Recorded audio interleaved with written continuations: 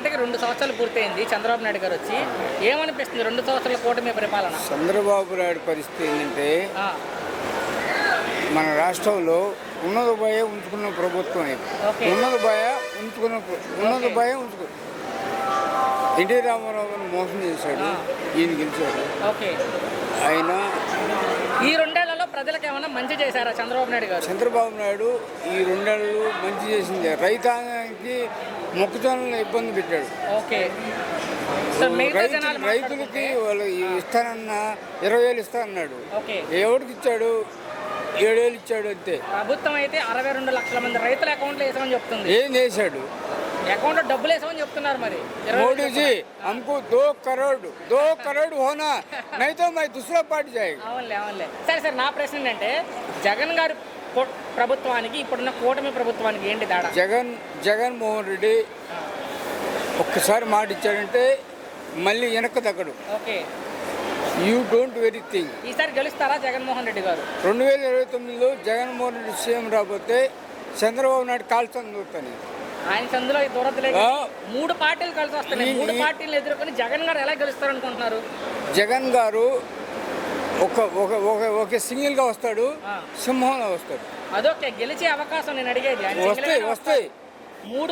ముగ్గురిని బలాన్ని ఎదుర్కొని ఎలా గెలుస్తారని. మీరు జగన్మోహన్ రెడ్డి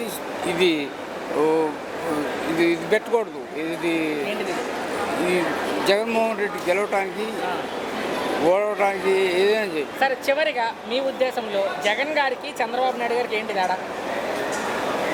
జగన్ గారు అంటే ఇచ్చిన మాట తప్పడు. ఓకే. చంద్రబాబు నాయుడు మోసం. కంపెనీలు తీసుకొచ్చాం, ఉద్యోగాలు ఏం ఉద్యోగాలు ఎవరికి ఇచ్చాడు? డిఎస్సి 16,000 పోస్టులు రిక్రూట్ చేశారు. యాడిచ్చాడు? జరుగుతున్నాయి కదా. ఓన్లీ చంద్రబాబు నాయుడు ఏంటంటే ఓన్లీ ఫుడ్ వరకే. అన్నా క్యాంటీన్. సరే మొత్తంగా ఒక్క మాటలో మీ అభిప్రాయం ఏంటి ప్రభుత్వం మీద? అంటే కూటమి ప్రభుత్వం ఏంటంటే నాట్ అలౌడ్. నిన్నటికి 2 ఏళ్ళు అయింది చంద్రబాబు గారు ముఖ్యమంత్రి అయ్యి. ఏమనిపిస్తుంది మీకు ఈ 2 ఏళ్ల పరిపాలన? ఏదైనా అంత బాగలేదు. నచ్చలా మీకు? ఏం నచ్చలేదు ఈ 2 ఏళ్లలో మీకు? ఏం నచ్చలేదంటే రైతాంగానికి అంత ఇది లేదు. రైతాంగం వల్ల రైతాంగం నట్టపోతుంది. 20,000 ఎంతో వేసామన్నారు, 2 విడతలుగా అందలేదా? వేయలేదుగా. మోడీ గారు 2,000 ఇలా 5,000 రూపాయలు ఒక సంవత్సరం వేసారు, 2వ సంవత్సరం ఒక విడత వేసిండు అంతే. పిల్లలు ఎంతమంది అంతమంది తల్లికి వందనం వేసామని ప్రభుత్వం చెప్తున్నారు చదువుకునే వాళ్ళకి. 13,000 చెప్తున్నా అందాయా? ఈ సంవత్సరం ఇంకా వేయలేదు. ఈ సంవత్సరం లేదు. 19 అంటున్నారు. పోయిన సంవత్సరం అంటే ఇంతమంది సంవత్సరం వేశారు. జగన్ గారి ప్రభుత్వానికి ఈ ప్రభుత్వానికి ఏంటి తేడా? ఏం తేడా ఏముంది? ఆయన అన్నమాట మొత్తం నెరవేర్చిండు. ఈయన చెప్పడమే కానీ చేయటం లేదు. సో ప్రభుత్వం అయితే అన్ని చేసామని చెప్తున్నారు. చెబుతుంది వస్తుంది. ఫ్రీ బస్సులు కానీ, లేడీస్కి గ్యాస్ సిలిండర్లు కానీ 3 వాస్తవంగా అందుతున్నాయని మాటలు చెప్తున్నారు. ఫ్రీ బస్సు అందుతుందిలే కానీ ఏదైనా ఎంతకంతే. సరే జగన్ గారు మరలా పాదయాత్ర చేస్తారంట. జనాల్లోకి వచ్చి జగన్మోహన్ రెడ్డి గారు తిరిగితే ఎలా ఉంటుంది అనుకుంటున్నారు? ఏం చెబుతూ జనాన్ని చక్కతే చెప్పేది కదా. మీ ఉద్దేశంలో ఆయన మరొకసారి ముఖ్యమంత్రి అవుతారా? ఇద్దరనే ఉంది. చివరిగా జగన్ గారికి చంద్రబాబు నాయుడు గారికి ఏంటి తేడా? ఆయన మాట అంటే ఆ మాట మీద ఉండడు. ఓకే. చంద్రబాబు నాయుడు గారు ఉండడు. Thank you. జగన్ గారి మీద మీ అభిప్రాయం అంటే? పవన్ కళ్యాణ్ గారు చాలా ఫాస్ట్గానే ఉన్నారండి. ఓకే. ఫాస్ట్గానే అక్కడ ఆయన ఉన్న పిఠాపురం అటు సైడ్ మట్టికి నెంబర్ 1గా అంతా రైతులు కానీ ఇవి కానీ అంతా బాగా చేస్తున్నారనేది నా యొక్క అభిప్రాయం. ఆయనకి ఇచ్చిన శాఖలకి న్యాయం చేస్తున్నారా? 100% గ్రామీణాభివృద్ధి, పంచాయతీరాజు అవి అంత నాలెడ్జ్ లేదు. ప్రభుత్వం పెద్ద కటౌట్లు పెట్టారు, కనపడుతుంది అక్కడ మీకు. 7,000 కిలోమీటర్ల సీసీ రహదారులు వేశారని గ్రామాల్లో జరుగుతున్నాయా?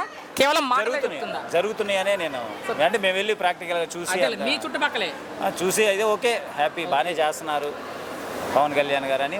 తెలంగాణలో కూడా పోటీ చేస్తామని ప్రకటించారు ఇటీవల పవన్ కళ్యాణ్ గారు. ఇక్కడ ఉన్నాయే మాకు పూర్తిగా తెలియదు. కాక నా ప్రశ్న ఏంటంటే మనం కలిసే ఉన్నాం కాబట్టి తెలంగాణలో పోటీ చేస్తే ఆయన ఎంతవరకు ప్రభావం చూపిస్తారు అనుకుంటున్నారు?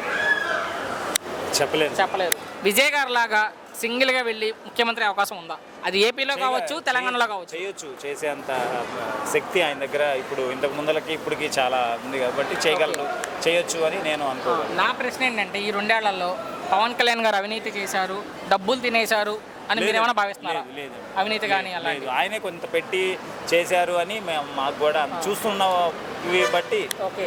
ఒక తప్పు జరిగిందంటే 100 అనుమానాలు, అలానే కొంచెం మంచి చేస్తున్నారు కాబట్టి చేస్తున్నారని అనుకుంటున్నాను. మరి ఆయన అభిమానులు కోరుకునేది ఆయన ముఖ్యమంత్రి కావాలని పవన్ కళ్యాణ్ గారు. భవిష్యత్తులో అది 5 ఏళ్లకు 10 ఏళ్లకు 15 ఏళ్లకు అయ్యే అవకాశం అసలు ఉందా పవన్ కళ్యాణ్? ఎందుకు ఉండదండి, 100% ఉంటుంది. ఓకే, ఉంటుంది. చివరిగా ఒక్క మాటలో మీ అభిప్రాయం ఏంటంటే పవన్ కళ్యాణ్ గారి మీద? 100% ఆయన ఈ 5 ఇయర్స్ కాకపోయినా నెక్స్ట్ 5 ఇయర్స్ అయినా అవ్వచ్చు. థ్యాంక్స్. ఈ రోజుకి 2 సంవత్సరాలు పూర్తయింది కూటమి ప్రభుత్వం వచ్చి. ఈ 2 సంవత్సరాల పరిపాలన మీకేమనిపించింది? వెరీ గుడ్, పర్లేదు, నాట్ బ్యాడ్. గత ప్రభుత్వానికి ప్రస్తుత కూటమి ప్రభుత్వానికి ఏంటి తేడా సార్ అంటే మీ ఒపీనియన్లో? డిఫరెన్స్ అంటే వాళ్ళు రాజధాని 3 రాజధానులు అన్నారు, వీళ్ళని సింగిల్ రాజధాని అంటున్నారు. ఓకే. అది మెయిన్ డిఫరెన్స్. ఈసారైనా అమరావతి పూర్తవుతుందా? అమరావతి అనేది అది మన ఒక రాష్ట్రానికి రాజధాని. ఓకే. అది ఒకరోజు 1 సంవత్సరం 5 సంవత్సరాలు కంప్లీట్ కంటిన్యూస్ ప్రాసెస్, కొలిక్కి రావడం అట్లా ఉండదు. ఆల్రెడీ రావాల్సినంత వచ్చింది. ఓకే. బట్ ఇది కంప్లీట్ అవ్వాలంటే నాకు తెలిసి అబౌట్ 20 ఇయర్స్ అవుతుందని సో అనుకుంటున్నాను. నిన్న మాజీ ముఖ్యమంత్రి జగన్మోహన్ రెడ్డి గారు ప్రెస్ మీట్ పెట్టి ఈ 2 ఏళ్ళు ఆంధ్రప్రదేశ్ ప్రజలకు వెన్నుపోటు పొడిచారు చంద్రబాబు నాయుడు గారు అంటున్నారు. సో దాని మీద మీ ఒపీనియన్ అంటే? వెన్నుపోటు అంటే ఇచ్చిన హామీలు నెరవేర్చకుండా జనాల్ని మోసం చేశారంటున్నారు ఆయన. వాస్తవంగానే హామీలు నెరవేర్చలేదా? జరుగుతున్నాయి హామీల అమలు 1 by 1 జరుగుతున్నాయని మాకు అనిపిస్తుంది. ఆయన కామెంట్ మీద మీ అభిప్రాయం ఏంటి? జగన్మోహన్ రెడ్డి గారి కామెంట్ మీద? జగన్మోహన్ రెడ్డి గారు అంటే ఆయన మాజీ సీఎం. అవును. ఆయనకి కొన్ని విషయాలు బాగా క్లుప్తంగా తెలిసి ఉంటాయి. ఓకే. సో మాకు అన్ని విషయాలు తెలియదు కాబట్టి. సరే, మీ ఒపీనియన్లో జగన్మోహన్ రెడ్డి గారికి చంద్రబాబు నాయుడు గారికి అసలు ఏంటి తేడా? జగన్మోహన్ రెడ్డి గారు కొంచెం సంక్షేమ పథకాలు అనేది ఎక్కువగా స్టార్ట్ చేశారు. ఓకే. నెక్స్ట్ ఇంకోరు చంద్రబాబు నాయుడు గారు ఏంటంటే విజన్ ప్రకారం ముందుకు వెళ్తున్నారు. ఓకే. ఎవరి రూట్ వాళ్ళదే అన్నమాట. ఈసారి ఎవరు ముఖ్యమంత్రి అవుతారు అనుకుంటున్నారు ఆంధ్రప్రదేశ్లో? నెక్స్ట్ టైమా? నెక్స్టే సార్, నెక్స్ట్ వచ్చి 2029 ఎన్నికల్లో ఎవరైనా కావచ్చు. మీ ఒపీనియన్ ప్రకారం ఎవరైతే మంచిదని మీరు భావిస్తున్నారు? బీజేపీ వస్తే బాగుంటుంది. బీజేపీ మన ఆంధ్రప్రదేశ్లో కూటమిలో ఆలే కలిసి ఉన్నారు కాబట్టి బీజేపీ నుంచి ముఖ్యమంత్రి కావాలనుకుంటున్నారు. ఫైనల్గా సార్, మొన్న స్టీల్ ప్లాంట్లో ఒక 9 మంది చనిపోయారు, మరి చూసే ఉంటారు ఆ న్యూస్. ఆ 9 మంది చనిపోవడానికి కారణం, ఇప్పుడు అక్కడ స్టీల్ ప్లాంట్ కార్మికులు పడుతున్న కష్టాలకు కారణం ఇప్పుడున్న టీడీపీ ప్రభుత్వం అంటే కూటమి ప్రభుత్వం తీసుకున్న నిర్ణయాలే అంటున్నారు మాజీ ముఖ్యమంత్రి జగన్మోహన్ రెడ్డి గారు. సార్ ఒక్క నిమిషం, దాని మీద మీ అభిప్రాయం అంటే? ఇది ప్రమాదాలంటే అనుకోకుండా ఇన్సిడెంట్లు, అది అంతే కదా, అనుకోకుండా జరుగుతుంటాయి. జరిగేదాన్నే ప్రమాదం అంట. అవును. అనుకొని జరిగితే యాక్సిడెంట్ అంట. ఓకే. మరి దాంట్లో ఇక మనం అంటే ప్రభుత్వం విధానాలు అయితే కాదంటారు మీ ఉద్దేశంలో? ప్రభుత్వ విధానాలు ఇప్పుడు అక్కడ ఇన్సిడెంట్ జరిగింది, ప్రభుత్వ విధానాలకి దానికి ఆయన చెప్పేది ఏంటంటే, మేమున్నప్పుడు 28,000 మంది ఎంప్లాయీస్ ఉండేవాళ్ళు, ఇప్పుడు 10,000 మందిని తీసేశారు. సో ఒకళ్ళు చేయాల్సిన పని అంటే నలుగురు పని ఒకళ్ళ మీద పడుతుంది. పని ఒత్తిడి కారణం కావచ్చు, టైంకి జీతాలు ఇవ్వకపోవడం కావచ్చు, ఇవన్నీ కారణాలని చెప్పి ఆయన చెప్తున్నారు. అఫ్ కోర్స్ అయి ఉండొచ్చు, మేబీ అంతే. ఇప్పుడు ఎంప్లాయీస్ మీద స్ట్రెస్ పడింది అనుకోండి, ఓకే, కంపల్సరీ వాళ్ళు ఓవర్ డ్యూటీ చేయాల్సి ఉంటుంది.